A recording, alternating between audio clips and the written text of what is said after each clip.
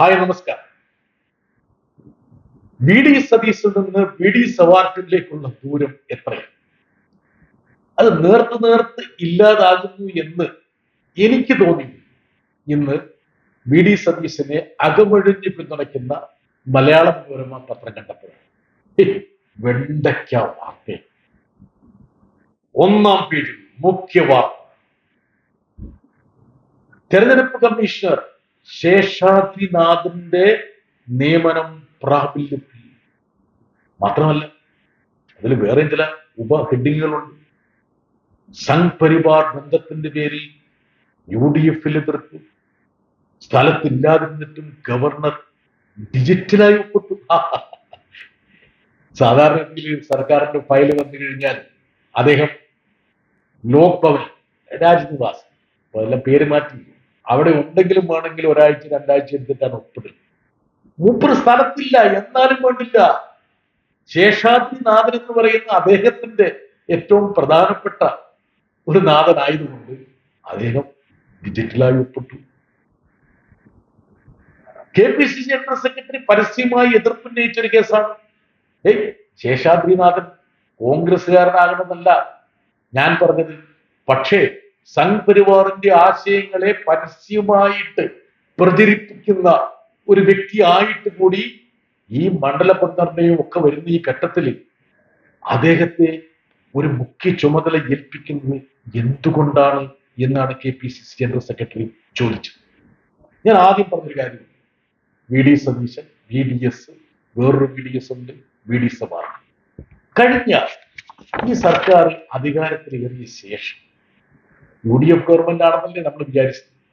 ഇത് യഥാർത്ഥത്തിൽ UTF government. എന്താ UTF എന്ന് പറയുന്നത്? U turn government. അതിൽ ഞാൻ ഈ പറഞ്ഞ സംഘ് പരിവാറുമായി ബന്ധപ്പെട്ട കാര്യങ്ങളിലെ ഈ UTF മാത്രമേ ഞാനിപ്പോൾ അടിവരയിടുന്നത്. എവിടെയൊക്കെയാണ് ഇവർ സന്ധി ചെയ്തത്? മലക്കും മല PMC അറബിക്കടലിൽ കൊണ്ട് താക്കാൻ വേണ്ടിയിട്ട് ഇവരെല്ലാം കൂടിയിട്ട് എത്ര കാലം ശ്രമിച്ചതാണ്. അറബിക്കടൽ എത്ര കാലമായി കാത്തിരിക്കുന്നു ആ PMC ഒന്ന് സ്വാഗതം ചെയ്യാൻ വേണ്ടി. അവസാനം നെഞ്ചിലേക്ക് അത് ഏറ്റിട്ട് വെച്ചു. എനിക്ക് രസകരമായി തോന്നിയത് ലീഗ് മന്ത്രിമാരുടെ പ്രതികരണം.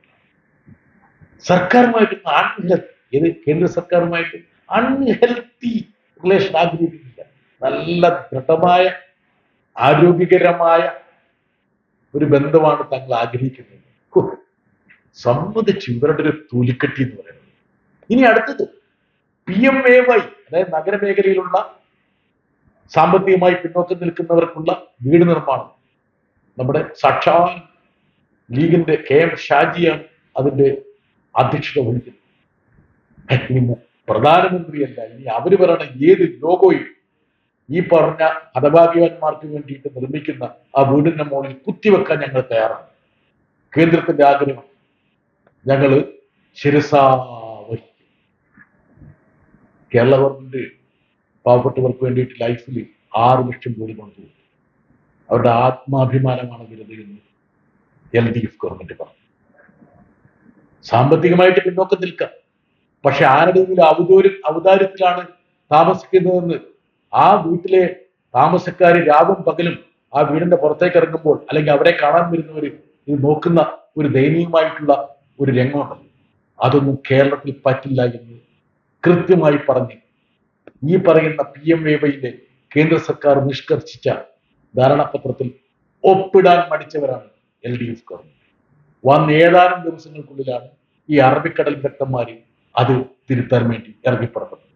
ഇനിയുണ്ട് ഈ പറഞ്ഞ VDS, അതായത് മലയാള മനോരമ പോലും ഇന്ന് ഒരു നൊമ്പരത്തോട് കൂടി വാർത്ത കൊടുക്കാൻ പ്രേരിപ്പിക്കപ്പെട്ട ഈ സന്ധികളുടെ ഒരു പരമ്പര. കാർഷിക സർവകലാശാലയിൽ നമ്മുടെ സിദ്ദിഖ് അവിടെ പോയി നോക്കുകുത്തിയായിട്ട് ഒരു പേരുമായിട്ട് അതെടുത്ത് കൊട്ടയിലേക്ക് ഇട്ടിട്ട് മൂപ്പറുടെ മുമ്പിൽ വെച്ച് തന്നെ ഒരു സംഘപരിവാറുകാരനെ കാർഷിക സർവകലാശാല വൈസ് ചാൻസലറായിട്ട് നിയമിച്ചു. MG യൂണിവേഴ്സിറ്റിയിലെ 30 സെനറ്റ് അംഗങ്ങളിൽ 19 പേര് BJPയുടെ അഖിലേന്ത്യാ ഭാരവാഹി ഉൾപ്പെടെ സെനറ്റ് അംഗങ്ങളായിട്ട് ഗവർണർ നിയമിച്ചു. കമാതുരക്ഷ ആർക്കുമില്ല. RSS പരിപാടിയിൽ RSSന്റെ മോഹൻ ഭഗത്ത് പങ്കെടുത്ത പരിപാടിയിൽ വൈസ് ചാൻസലർമാർ നിരനിരയായിരുന്നു. എന്താണ്? മാപ്പ് പറയണം. അവർ മാപ്പ് പറഞ്ഞു, കോപ്പ പറഞ്ഞു. എന്നിട്ട് നിങ്ങൾ എന്ത് ചെയ്തു? ഒന്നും ചെയ്തു. ഇനിയുണ്ട് കാര്യം. ഗവർണർ നേരിട്ട് വകുപ്പ് തലവന്മാരെ യോഗത്തിന് വിളിക്കുകയാണ്. യോഗത്തിന് പോയിരുന്ന വകുപ്പ് തലവന്മാർ ഇപ്പോൾ വി ഡി സതീശന്റെ ഇടതും വലതും ജോലി ചെയ്യുന്നുണ്ട്. കമാന്നൊരു അക്ഷരം പറഞ്ഞോ, നിങ്ങൾ അങ്ങനെ പോകാൻ പാടില്ല. ഒരു ഭരണഘടനയുണ്ട് ഇവിടെ. ഈ ജനാധിപത്യത്തില് ജനങ്ങളുടെ മാൻഡേറ്റ് ഉള്ള ഒരു സർക്കാരാണ് ഭരിക്കുന്നത്. അല്ലാതെ മൂലിക്കെട്ടിറക്കിയ ഒരു വ്യക്തിയല്ല ഭരിക്കേണ്ടത്. അദ്ദേഹം വെറും പേരിനുള്ള ഒരു ഗവർണർ മാത്രമാണ് എന്ന് ഭരണഘടന ഉദ്ധരിച്ചുകൊണ്ട് പറയുന്നു. നിങ്ങളുടെ നേതാവ് രാഹുൽ ഗാന്ധി ഇടയ്ക്കിടയ്ക്ക് ഈ ഭരണഘടന ഇങ്ങനെ കയ്യിൽ പിടിച്ച് നടക്കുന്നുണ്ടല്ലോ.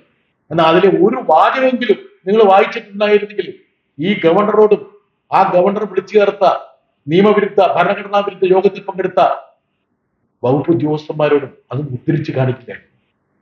ഇനി ശേഷാദ്രിനാഥന്റെ കാര്യം മാത്രമല്ല, ദേവസ്വം ബോർഡിൽ ഇത് സ്വർണം കവർച്ച ചെയ്ത പ്രതികൾക്ക് വേണ്ടിയിട്ട് വാദിച്ച അഭിഭാഷകനെ കുറിച്ച് പ്രത്യേക ഫിൽട്ടറാക്കി വെച്ചു. ഇത് എന്തൊക്കെ നമുക്ക് കാണും. ഇനി ഇതിപ്പോ സർക്കാരാണ് ഈ പറയുന്ന UTF എന്ന് പറയണ്ട, കോൺഗ്രസ് പാർട്ടി അങ്ങനെയാണെന്ന്. രാജീവ് ഗാന്ധിയുടെ പേരിലുള്ള ഇൻസ്റ്റിറ്റ്യൂട്ട് അല്ലേ BJPക്കും RSSനും പഠന ശിബിരം നടത്താൻ വേണ്ടി വിട്ടു? ഇത് എവിടെ യുക്തി? RSS, BJP, കോൺഗ്രസും തമ്മിലുള്ള ബന്ധം നേർത്ത് ഇല്ലാതാകില്ല. വെറുതെ അല്ലല്ലോ.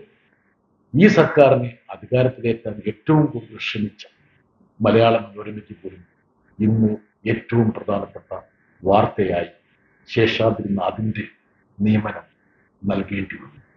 എങ്ങോട്ടാണ് കേരളം പോകുന്നത്?